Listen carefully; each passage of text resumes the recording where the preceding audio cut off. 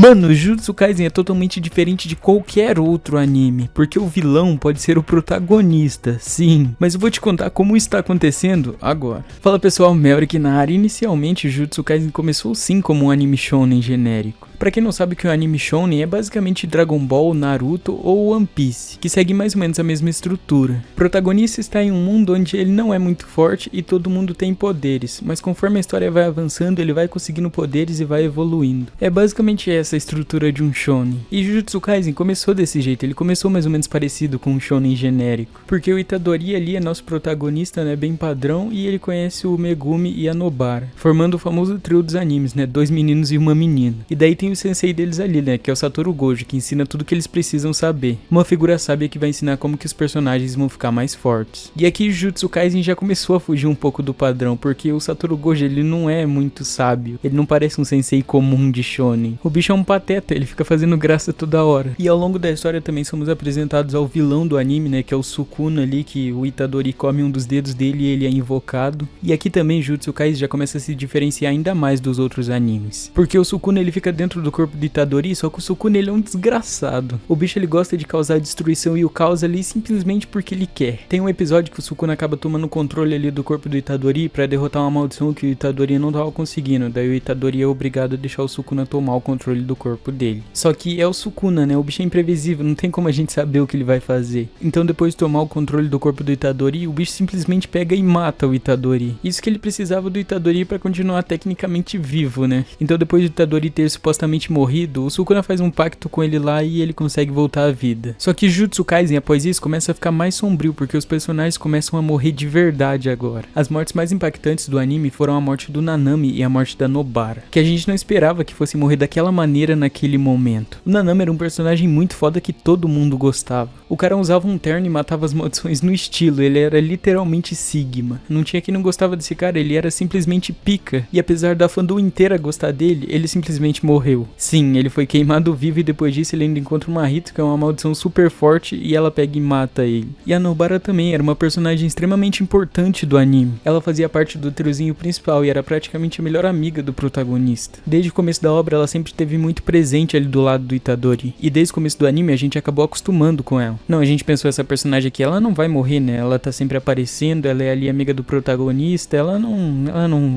ele não faria isso. Mas amigo, vou te explicar uma coisa. Não importa quem você seja, o que você faça ou qual sua fama. Se você tá em Jujutsu Kaisen, você vai morrer. E isso tá se provando muito real agora no arco final de Jujutsu Kaisen que tá acontecendo no mangá. Você que tá lendo tá ligado. Mas a morte da Riko, que aconteceu no começo da segunda temporada de Jujutsu Kaisen, é basicamente um resumo de Jujutsu Kaisen inteiro. Eles constroem um personagem, fazem você criar uma certa empatia por ele, pensar, não, esse personagem é legal, né? Ele tem uma historinha legal, ele é bem gente boa. Ele tem seus anseios, ele tem suas motivações, nossa, tomara que ele consiga tudo isso que ele quer. E daí simplesmente vem alguém e mata esse personagem, depois de você já ter visto a trajetória dele inteira. Então não importa o quão bem desenvolvido ou introduzido o personagem seja na história, se for pra ele morrer, ele vai. E de certa forma isso é legal, porque nos traz uma euforia e um sentimento de que ninguém em Jujutsu Kaisen está seguro. E poucos animes conseguem proporcionar verdadeiramente esse sentimento. Em Dragon Ball, por exemplo, existem as esferas do dragão. Isso basicamente nos assegura de que mesmo que algum personagem morra, a gente sabe que ele não vai morrer de verdade, logo vão ressuscitar ele. O Kuririn lá, por exemplo, morreu umas 8 vezes e tá lá o bichinho. Já tá casado e tem até filho. Em One Piece não morre quase ninguém. A morte mais impactante foi a do Ace, mas ela aconteceu ali no episódio 500. Antes dele não tinha morrido quase ninguém, morreu 1 ou 2 personagens ali. Aquele pássaro bem louco lá levou uma bomba bem na cara e o bichinho voltou, ele tá vivão lá. Em Naruto, mesmo na Grande Guerra Ninja, que era pra ter morrido uma porrada de gente, não morreu quase ninguém, cara. Morreu sim alguns personagenzinhos ali, mas tá acontecendo uma guerra. Por que nenhum dos personagens principais ali morreu? Você vai até me falar, mas morreu a Tsunade, morreu o Neji ali. Mas cara, era pra ter morrido mais gente, porque eles estão no meio de uma guerra violenta, onde o vilão consegue invocar literalmente 2 meteoros. Você acha que vai morrer mesmo 2 pessoas só? Mas em Jutsu a gente tinha o Satoru Gojo, que era um personagem extremamente amado, cara. O bichinho era da hora, ele ficava fazendo as piadas dele ali, mas ele era gente boa. Ele era meio arrogante de vez em quando sim, mas a gente relevava. E mesmo sendo um dos personagens mais amados do anime, não tiveram dó avó dele também. O bichinho foi brutalmente cortado ao meio pelo Sukuna. Pra você ter uma noção do quanto ele era famoso, fizeram até um memorial pra ele lá no Japão. Pois é, pra você ver o nível. O Nanami também era um dos personagens favoritos do Geiji Akutami, que é o autor de Jujutsu Kaisen. E pra você ver, cara, como eu já disse, se você tá em Jujutsu Kaisen, nem ser um dos personagens favoritos do autor te salva. Se for pra morrer, você vai. E do jeito que as coisas estão indo, até o próprio Itadori pode morrer nos próximos capítulos do mangá. Porque mesmo ele sendo forte e tal, na batalha atual do mangá, todos eles estão lutando contra o Sukuna. E o Itadori, ele não tá conseguindo fazer nada, porque o Sukuna, ele tá em outro nível. Ele tá forte a ponto de colocarem vários feiticeiros pra lutar contra ele de uma vez e o bicho ainda vencer todos. Isso nos leva à grande questão desse vídeo. O Sukuna pode estar virando o protagonista de Jujutsu Kaisen. Nossa, como eu pude esquecer dos meus poderes de roubar o protagonismo que eu aprendi lá na Era Heian. Mas se você for parar pra pensar, tudo desde o começo de Jujutsu Kaisen sempre girou em torno do Sukuna. O Itadori sobrevivendo ao comer os dedos dele sendo um bom receptáculo. O anime sempre dizendo pra gente que ele é sim o xamã mais forte. Mesmo aparecendo outros vilões ali, o objetivo final dele sempre era libertar o Sukuna. O Kenjaku, que era o antigo vilão, mesmo ele tendo ali seus objetivos próprios, ele sabia que ele tinha que libertar o Sukuna porque assim ia ficar muito mais fácil de concluí-los. E depois que o Sukuna foi liberto, seu único obstáculo verdadeiro era o Satoru Gojo, o xamã mais forte dessa era atual, e o Sukuna tinha jurado derrotar ele desde o começo do anime. E o Sukuna realmente cumpriu o que ele falou. A batalha dos dois pode ter sido árdua e bem acirrada. Apesar do Sukuna estar lutando com o Mahoragi e o outro bicho lá, o Gojo ainda se mostrou superior nessa batalha em vários momentos. Inclusive, ele quase derrotou o Sukuna. Só que depois de vários capítulos dos dois batalhando, o Sukuna finalmente venceu o Satoru. E agora que o Sukuna finalmente conseguiu derrotar o Satoru Gojo, o mangá fala pra gente que ninguém que for lutar contra o Sukuna agora é tão forte quanto o Satoru Gojo. E agora pro Sukuna derrotar os outros feiticeiros não é tão difícil assim. Então, ele começaria o seu verdadeiro plano, que é basicamente fundir toda a humanidade com a energia do Mestre Tengen, que viaja por todo o Japão. E pra quem não sabe, o Mestre Tengen é uma entidade extremamente poderosa, que o anime não mostrou ele ainda em forma física, mas ele é citado desde o começo da obra. E o bichinho é tão forte que a energia dele consegue se expandir por todo o Japão. Então, se o Sukuna conseguisse fundir a humanidade com a energia do Mestre Tengen, ele conseguiria criar uma maldição gigantesca, que facilmente destruiria cidades ou até países inteiros. E pra concluir isso, ele só precisa derrotar todos os feiticeiros que sobraram. Então, será que ele conseguiria derrotar todos eles e criar uma maldição gigantesca, assim concluindo seus planos, mostrando seu verdadeiro protagonista e terminando o anime de Jujutsu Kaisen? Mas quem você acha que é o protagonista? O Itadori, o Yuta ou sempre foi o Sukuna e a gente nunca percebeu? Bom, enquanto a gente não descobre quem é o protagonista, clica aqui nesse vídeo onde eu te explico por que o final de Jujutsu Kaisen tá me irritando. Mas é isso, valeu rapaziada.